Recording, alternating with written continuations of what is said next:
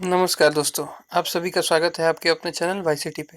दोस्तों जैसा कि आपको पता है बिल्डिंग मटेरियल की मॉक टेस्ट की सीरीज़ चल रही है, तो इसी सीरीज़ में आज तीसरा दिन है दोस्तों। और तीसरे दिन का पहला क्वेश्चन शुरू करते हैं आपकी स्क्रीन पे। क्विक लाइम दिया हुआ है, कैल्शियम ऑक्साइड ऑप्शन है, कैल्शियम कार्बोनेट, और तीसरा ऑप्शन कैल्शियम हाइड्रोक्साइड, और चौथा कैल्शियम क्लोराइड। 3 सेकेंड का टाइम है दोस्तों आपको। तो correct answer will B calcium oxide. ठीक है, CaO, यही इसी को क्विकलाइम बोलते हैं दोस्तों। ठीक है, और हमारा जो बुझा हुआ चूना होता है वो होता है कैल्शियम हाइड्रोक्साइड, CaOH ट्वाइस। चलिए चलते हैं इसके डिस्क्रिप्शन पे। सामने आपकी स्क्रीन पे थोड़ा सा पढ़ लेते हैं इसको, क्या लिखा हुआ है। शुद्ध अथवा कली चूना, चूना पत्थर, चाक या समुद्री शंखों को जलाकर निस्तापित करके बनाया जाता है। रिच लाइम बोलते हैं इसे, फैट लाइम आदि नामों से जाना जाता है। फैट लाइम इसलिए कहा जाता है क्योंकि यह बुझने पर अपने मूल आयतन से दोगुना अधिक फूल जाता है। ठीक है, मतलब इसकी जो वॉल्यूम होता है उससे 2 टाइम ज़्यादा फूल गया तो उसे फैट लाइम बोलते हैं। इसमें कैल्शियम ऑक्साइड की मात्रा 95 से 97% होती है। ठीक है, तथा शेष अशुद्धियाँ जो सिलिका तथा एल्यूमिना के रूप में हो सकती हैं। चलिए दोस्तों चलते हैं नेक्स्ट क्वेश्चन पे। नेक्स्ट क्वेश्चन आपकी स्क्रीन पे दिख रहा है 32, और ऑप्शंस भी आपके सामने हैं। ठीक है दोस्तों, चलते हैं पढ़ते हैं हमारा 32वां question. The lime product while salting burnt limestone with just sufficient quantity of water required to complete the chemical reaction and which is available in form of dry powder। ठीक है, तो इसका हिंदी पढ़ लेते हैं, लंबा क्वेश्चन। केवल रासायनिक क्रिया के पूर्ण होने के लिए आवश्यक जल की मात्रा को मिलाकर बुझाए गए जले हुए चूने को उत्पादित चूना जो शुष्क पाउडर के रूप में उपस्थित रहता है उसे क्या बोलते हैं। ठीक है दोस्तों, तो आपके सामने 4 ऑप्शन दिए हुए हैं। पहला ऑप्शन है फैट लाइम, दूसरा है हाइड्रेटेड लाइम, तीसरा है लाइम पुट्टी, चौथा है हाइड्रोलिक लाइम। ठीक है दोस्तों, तो आपको दिया जाता है 3 सेकेंड का समय, आप खुद क्वेश्चन मार्क कर लें, फिर मैं बताऊंगा आपको। तो दोस्तों करेक्ट आंसर होगा हाइड्रेटेड लाइम, यानी जल योजित चूना। ठीक है, और फैट लाइन में अभी बताया जो अपने ओरिजिनल वॉल्यूम से 2 टाइम ज़्यादा अगर उसमें बल्किंग आ जाती है अर्थात फूल जाता है तो उसे फैट लाइम बोलते हैं। ठीक है, लाइम पुट्टी होती है एक, इसे कैल्शियम सल्फेट भी, सॉरी कैल्शियम CaSO4 × 2H2 है जिसे हम जिप्सम बोलते हैं, उसे लाइम पुट्टी भी बोल सकते हैं या प्लास्टर ऑफ पेरिस भी यूज़ करते हैं। ठीक है, और हाइड्रोलिक लाइम है दोस्तों CaOH ट्वाइस। ठीक है, चलिए चलते हैं थोड़ा डिस्क्रिप्शन जान लेते हैं इसका। हमारा जो बी ऑप्शन हाइड्रेटेड लाइम है, देखिए आपके सामने डिस्क्रिप्शन स्क्रीन पे। अनबुझे चूने में केवल रासायनिक अभिक्रिया पूर्ण करने के लिए आवश्यक जल के बराबर जल मिलाकर बुझाए गए चूने को जलयोजित चूना कहते हैं। ठीक है, यह पाउडर के रूप में प्राप्त चूना होता है। इसमें और पानी मिलाने से कोई अभिक्रिया नहीं होती और न ही कोई उष्मा निगर्त होती है। ठीक है, चलिए दोस्तों चलते हैं नेक्स्ट क्वेश्चन पे। आज का हमारा 33वां क्वेश्चन, इंपॉर्टेंट क्वेश्चन आपके सामने स्क्रीन पे। The process of adding water to lime to convert into hydrated lime is known as, क्या बोलेंगे दोस्तों? The process of adding water to lime to convert into hydrated lime। चूने को hydrated चूना बनाने के लिए पानी मिलाने की प्रक्रिया को क्या बोलते हैं दोस्तों? Calcination of lime, curing of lime, soaking of lime या कूलिंग ऑफ लाइम। तो आपके सामने 3 सेकेंड का टाइम है, तो करेक्ट आंसर होगा साकिंग ऑफ लाइम। ठीक है दोस्तों, चाहिए थोड़ा सा सल्किंग के बारे में जान लेते हैं, सल्किंग ऑफ लाइम के। तो यहाँ पे डिटेल दिया हुआ है हमारी वाईसीटी बुक का।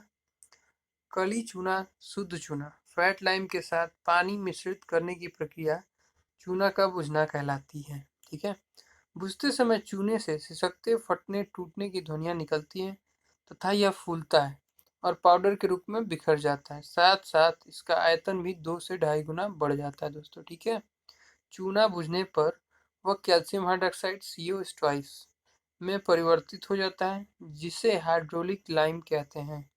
कली चूना को बुझने के लिए 30% पानी की आवश्यकता होती है। अच्छा, ये अच्छी लाइन है दोस्तों, कली चूना। ठीक है, जो हमारा कली चूना होता है उसे बुझने के लिए 30% पानी की आवश्यकता होती है। ठीक है, चलिए चलते हैं हमारा अगला क्वेश्चन, 34वां क्वेश्चन। और ऑप्शन आपके सामने। Commonly use lime in white washing, ठीक है, यानी सफ़ेदी जो कि पेंटिंग की जाती है हमारी। पहले के घर अगर आपने मिट्टी के देखे होंगे तो उस पे सफ़ेदी पेंट किया जाता है, इसे चूना पेंट किया जाता था, ठीक है दोस्तों। तो उसी में पूछ रहा है कि उस वाइट वॉशिंग बोलते हैं उस प्रोसेस को। तो उसमें जो लाइम यूज किया जाता है वो कौन सा लाइम होता है, ठीक है। तो पहला ऑप्शन है हाइड्रोलिक लाइम, दूसरा फैट लाइम, तीसरा प्लेन लाइम, या चौथा नाना 30। तो 3 सेकंड का टाइम दिया जाता है दोस्तों आपको। Then the correct answer will be fat lime, ठीक है। शुद्ध चूना यूज किया जाता है। हाइड्रोलिक लाइम मैंने बता चुका हूँ आपको कहाँ यूज किया जाता है। ये एक बाइंडिंग मटेरियल के रूप में यूज किया जाता है हमारी लाइम कंक्रीट में, ठीक है। चलिए चलते हैं, इसके डिस्क्रिप्शन पढ़ लेते हैं थोड़ा सा। आपके सामने डिस्क्रिप्शन दिया हुआ डिस्क्रिप्शन बॉक्स में। बी ऑप्शन का, पुताई तथा प्लास्टर कार्य के लिए आमतौर पर फैट लाइम का प्रयोग किया जाता है। यह सी श्रेणी के शुद्ध कली चूना के रूप में जाना जाता है। इसे प्लास्टर तथा पोज़ोलाना पदार्थ, राखी, बालू आदि के साथ मिलाकर चिनाई मसाला तैयार किया जाता है, जबकि जलीय चूना का उपयोग जलीय संरचनाओं के लिए प्रयोग किया जाता है, ठीक है दोस्तों। चलिए चलते हैं नेक्स्ट क्वेश्चन पे। नेक्स्ट में सीमेंट शुरू हो रहा है, चलते हैं इसके अगले क्वेश्चन सीमेंट पे, ठीक है। सीमेंट क्या है पहले ये मैं बता दूं आपको। सीमेंट दोस्तों एक बाइंडिंग मटेरियल सब्सटेंस है जिसमें मैक्सिमम मात्रा किसकी होती है, चूने की ही होती है दोस्तों, ठीक है। चलिए शुरू करते हैं आज का 35वां क्वेश्चन। आपकी स्क्रीन पे सामने। Silicosis is caused by which of the following, ठीक है। सिलिकोसिस एक प्रोसेस है, ठीक है दोस्तों। इसमें ये पूछ रहा है कि सिलिकोसिस किसकी वजह से होता है, ठीक है। कारण निम्नलिखित में से कौन सा है, सिलिकोसिस का कारण निम्नलिखित में से कौन सा है। देखिए उत्तराखंड कॉम्बाइंड यही पेपर में आया है, दूसरे पेपर में 2012 में। तो ऑप्शंस आपके सामने दिए हुए हैं। ए ऑप्शन O2, दूसरा बी ऑप्शन है वेस्ट वाटर, तीसरा है dust from cement factories, and none of the above. तो 3 सेकंड का टाइम दिया जाता है दोस्तों आपको। तो करेक्ट आंसर होगा हमारा डस्ट फ्रॉम सीमेंट फैक्ट्रीज, ठीक है। आइए थोड़ा सा डिस्क्रिप्शन देख लेते हैं इसमें। छोटा सा डिस्क्रिप्शन दिया हुआ है। सीमेंट फैक्ट्री को सीमेंट फैक्ट्री से आने वाली धूल सिलिकोसिस का मुख्य कारण है, ठीक है दोस्तों। चलिए कुछ ज़्यादा डिस्क्रिप्शन नहीं दिया हुआ, इतना ही है। चलिए चलते हैं नेक्स्ट पेज पे और हमारा अगला क्वेश्चन 36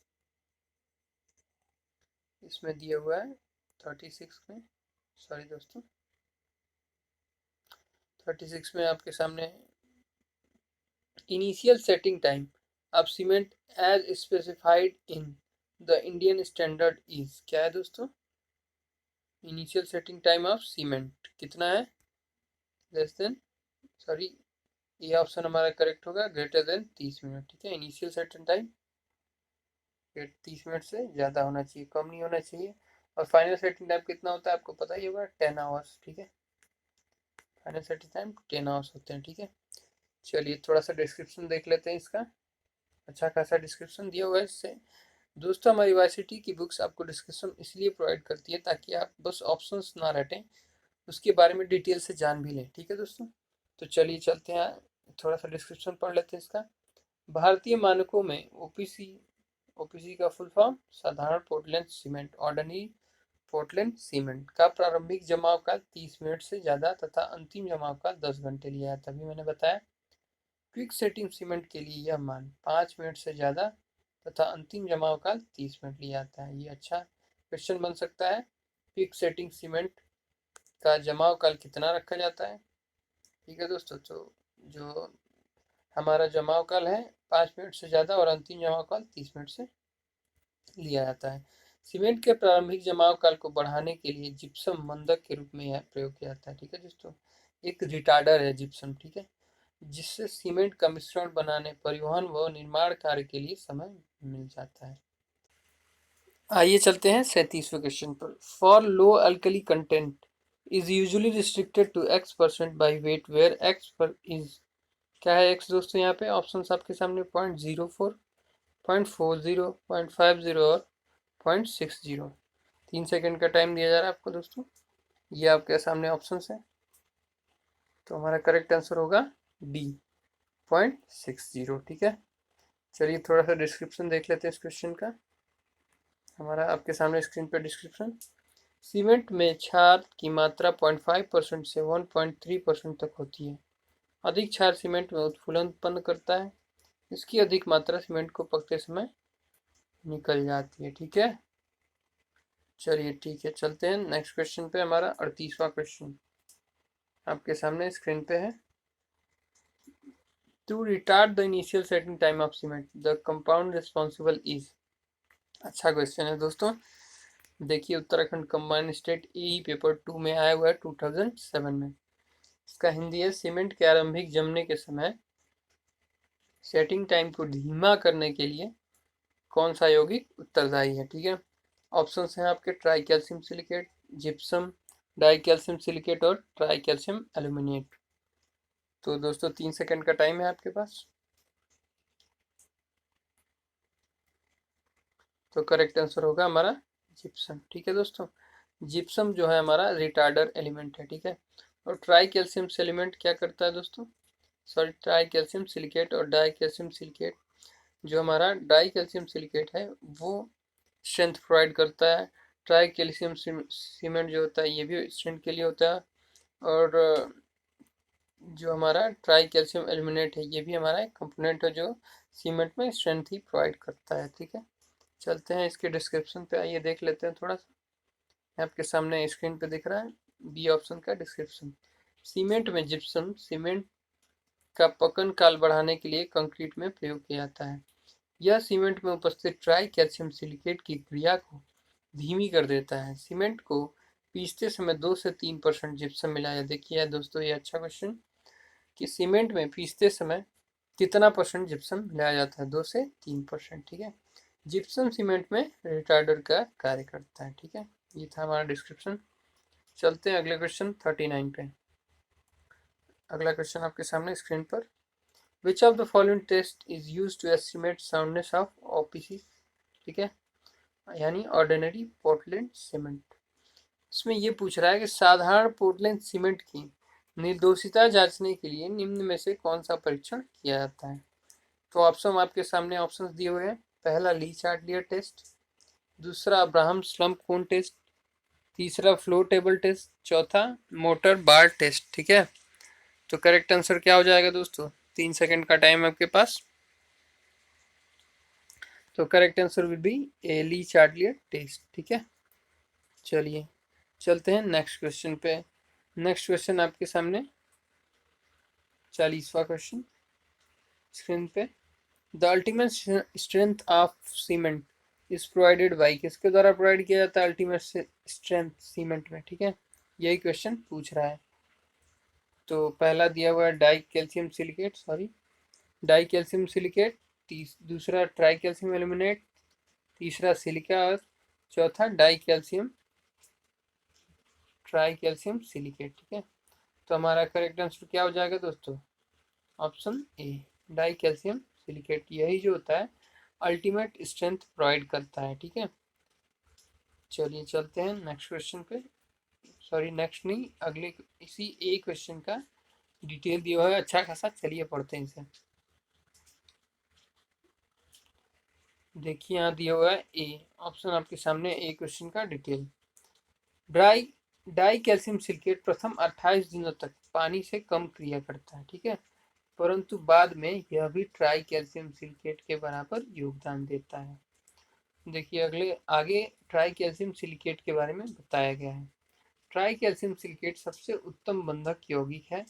यह जमकर कठोर हो जाता है जिससे सीमेंट बल ग्रहण करता है। ठीक है, 7 से 8 दिन बल ग्रहण क्रिया अधिक होती है। ठीक है, और ट्राई कैल्शियम एल्यूमिनेट के बारे में बताया। सर्वप्रथम ट्राई कैल्शियम एल्यूमिनेट जमते और कठोर होते हैं, यानी इनिशियल स्ट्रेंथ यही प्रदान करता है दोस्तों। ठीक है, C3A।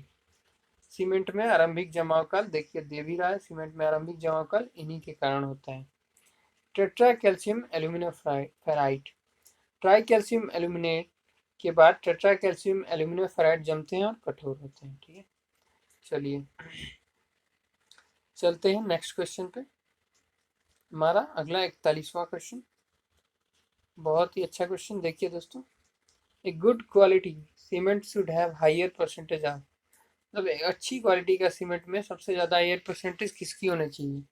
सैंड ऑप्शन दिया हुआ है, सिलिका दिया हुआ है, बोथ ए एंड बी दिया हुआ है, या ट्राई कैल्शियम सिलिकेट दिया हुआ है। ठीक है दोस्तों, सॉरी,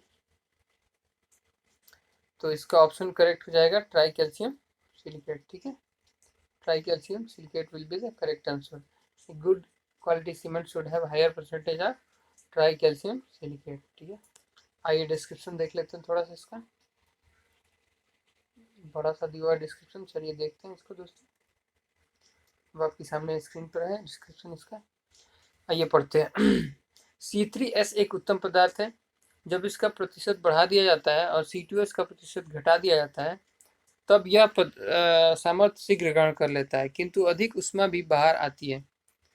जब यह प्रतिशत उल्टा दिया जाता है, उलट दिया जाता है अर्थात, तब सीमेंट की सामर्थ्य ग्रहण दर कम हो जाती है। ठीक है, और ऊष्मा भी कम बाहर आती है। साधारण सीमेंट में ट्राई कैल्शियम सिलिकेट C3S की मात्रा 30 से 50%, C2S की मात्रा 20 से 45%, साधारण सीमेंट बैग यौगिक C3A ट्राई कैल्शियम एल्यूमिनेट व टेट्रा कैल्शियम एल्यूमिनियम फेराइड की मात्रा 8 से 12% तथा 6 से 10% क्रमशः रखी जाती है। ठीक है, ये थी डिटेलिंग। और हमारा 41वां क्वेश्चन। चलिए चलते हैं नेक्स्ट क्वेश्चन पे, हमारा अगला 42वां क्वेश्चन। तो अब 42वां क्वेश्चन आपके सामने स्क्रीन पे। Before testing setting time of cement one should be test for, किसके लिए टेस्ट होना चाहिए? Soundness, strength, fineness, consistency. किसके लिए होगा दोस्तों? इसमें ये पूछ रहा है क्वेश्चन कि सीमेंट के जमाव काल का परीक्षण करने से पूर्व निम्नलिखित में से कौन सा परीक्षण करना चाहिए। ठीक है, तो आपके सामने ऑप्शन दिए हुए, साउंडनेस दिया है, स्ट्रेंथ टेस्ट, फाइननेस टेस्ट या कंसिस्टेंसी। तो दोस्तों क्या होगा करेक्ट आंसर इसका? सॉरी, करेक्ट आंसर होगा कंसिस्टेंसी। ठीक है दोस्तों, सघनता परीक्षण किया जाता है। ठीक है, before testing setting time consistency test will be done. आइए थोड़ी सी डिटेलिंग जान लेते हैं कंसिस्टेंसी टेस्ट के बारे में। यहाँ आपके सामने स्क्रीन पर, सीमेंट में जल योजन क्रिया के लिए पानी की आवश्यकता होती है। सामान्यतः सघनता का सीमेंट पेस्ट बनाने के लिए पानी की उपयुक्त मात्रा ज्ञात करने के लिए सघनता परीक्षण किया जाता है। यह परीक्षण सीमेंट की निर्दोषिता, जमाव काल, संपीड़न सामर्थ्य, टेंसाइल स्ट्रेंथ ज्ञात करने के से पूर्व विकट उपकरण द्वारा किया जाता है। विकाट उपकरण दोस्तों, विकाट जो होता है, एक सुई विकाट निडल होती है, उसी के द्वारा ये कंसिस्टेंसी टेस्ट किया जाता है। ठीक है, चलिए चलते हैं नेक्स्ट क्वेश्चन पे आपके सामने स्क्रीन पर। इसमें consider the following statement consider करना है। High early strength of cement is obtained as a result of, किसके रिजल्ट से high early strength cement obtain किया जाता है? Fine grading, decreasing the lime content, burning at high temperature, increase the quantity of gypsum. ये रहा आपके सामने options. तो इसमें ये पूछ रहा है कि इनमें से कौन सा करेक्ट है। ठीक है दोस्तों, चलिए तो इनमें से कौन सा करेक्ट है दोस्तों, आप देख लीजिए ऑप्शन, 3 सेकेंड का टाइम। तो इनमें से दोस्तों ऑप्शन ए, बी और सी, तीन करेक्ट है। Burning at high temperature, decreasing the lime content और फाइन ग्रेडिंग। ठीक है, तो आइए थोड़ा सा डिटेल देख लेते हैं इसका। बी क्वेश्चन आपके सामने स्क्रीन पे। सीमेंट में लगभग 65% चूना, 35% एलुमिना, सॉरी L2O3 मृतिका, उसे क्ले बोलते हैं, मिलाकर घूर्णी भट्टी में 1500 से 1700 डिग्री सेल्सियस, ये भी याद रखिएगा, सीमेंट फॉर्मेशन का टेम्परेचर है, जलकर तैयार किया जाता है। इसकी सामर्थ्य महीन पिसाई व उच्च तापमान पर जलाने तथा चूने की कम मात्रा के प्रयोग करने में प्राप्त होती है। जिप्सम के प्रयोग से सीमेंट की जमाव दर धीमी पड़ जाती है, इसलिए सीमेंट में जिप्सम की मात्रा 3 से 5% तक प्रयोग किया जाता है दोस्तों। ठीक है, चलते हैं नेक्स्ट क्वेश्चन। अगला क्वेश्चन आपके सामने स्क्रीन पे। Fly ash is residue generated from, भूभस्म है, कहाँ से उत्पन्न होता है दोस्तों? ये सामने आपके option, chemical industries, hydel power plant, nuclear power plant या थर्मल पावर प्लांट। ठीक है, तो 3 सेकेंड का टाइम है आपके पास। तो हमारा करेक्ट आंसर होगा डी, थर्मल पावर प्लांट से फ्लाई एश रेसिड्यू किया जाता है। आइए देखते हैं इसका डिटेल। देखिए आपके सामने स्क्रीन पर डिटेल है।